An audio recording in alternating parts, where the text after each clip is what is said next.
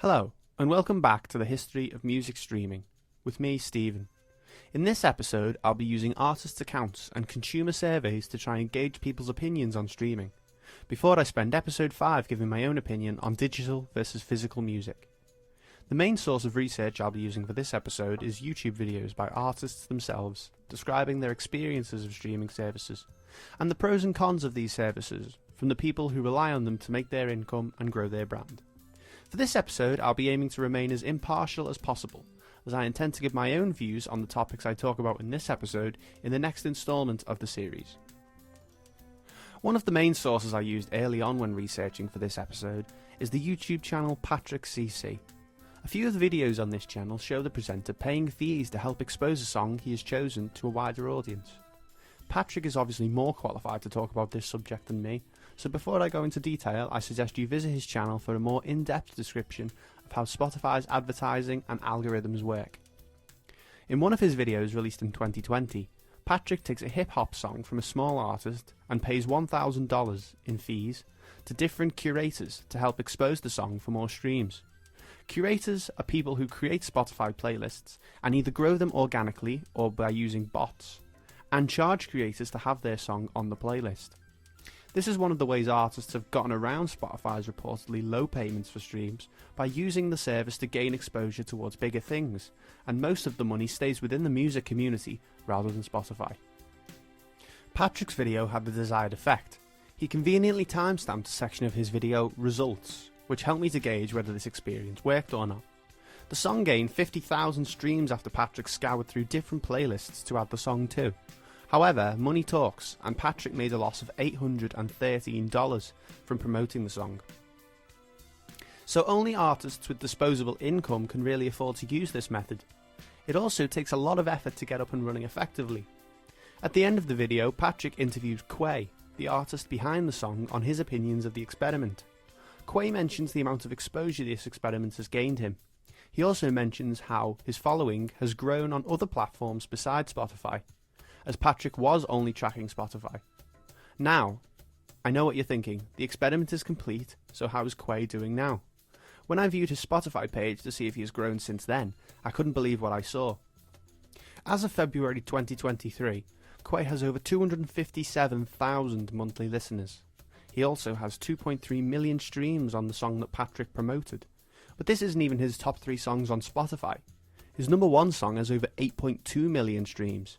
Maybe Quay's put some of his own money into promoting the song, or he has used the audience gained from Patrick's experiment to grow this following further. I think we can conclude that Spotify can work wonders for unknown artists, helping them to gain a foothold in pop music and grow their following, eventually leading them to forge a career in music. But this is only one side of the story. How do consumers feel about streaming, and what effect does it have on them? In a survey I conducted through Instagram, I wanted to gain some insight into people's streaming habits, and their opinions on how they think streaming is affecting the way they listen to music. Around 100 people responded to the survey. Of those people, when asked how often they use the streaming services such as Spotify, 77% answered always. Granted, mostly people in their late teens and early 20s were the main respondents to the survey. However, with the recent resurgence in physical music purchases in recent years between young people, I wasn't surprised to see the answers weren't completely pro-digital. 11% of people said they usually use these services, probably the camp I would fit myself into, and a popular middle point for people my age. 8% answered sometimes, and 3% answered never. For 11% of the answers to be pro-physical surprised me. I would like to get an idea from someone who never uses streaming services as to why that could be. The survey I conducted couldn't show me individual answers to questions, so I scoured the internet for some accounts from people who only listen to physical music. It only took a few minutes to find a Quora forum by a user called CW204, who, when asked, "Do you still collect physical music?" answered, "I certainly do. When I purchase music, I buy CDs. If possible, preferably direct from the artist. I'm a musician, and things like lyrics and credits matter to me. So I read the liner notes, I appreciate the artwork, I like knowing that most of what I'm paying goes directly to the artist, if possible." I appreciate the stance this user has here, his idea of music having more of a visual element than what is currently available through streaming services. There is the canvas option to have a video playing while you stream a song on Spotify. However, I would say that it is one of the major downfalls of Spotify depending on how you look at it. Artists such as Harry Styles and Lizzo take enormous pride in their appearance, so to have a song like As It Was or About Damn Time confined to just audio and a photo of an album cover with nothing to read or look at while you listen is a problem. The next question I asked in the survey was, what is your favourite streaming service? 78% of responses said Spotify. Obviously, with Spotify being the mammoth of music streaming it is, this was to be expected. What did surprise me here was that 5% of people use YouTube Music. Of course, YouTube is arguably the biggest website in the world, but it came in relatively late to the music streaming game, so I didn't expect anyone I knew to use it. Then it hit me. I reached out to my friend Leon Redgrave, who has built a career around personal training and has a big reliance on music to motivate himself within his line of work. I knew for a fact he was a big user of YouTube Music and tried to get his opinion on the service and what makes it superior. I asked Leon why he used YouTube Music, and he said, the main reason I've been using YouTube Music was mostly a byproduct of having YouTube Premium for its benefits of downloading videos to watch offline and background play. What's kept me around though is that my music taste mainly revolves around original soundtracks from film, TV, games and other media that you just can't find on other streaming services, and on the off chance you do, it's a cover.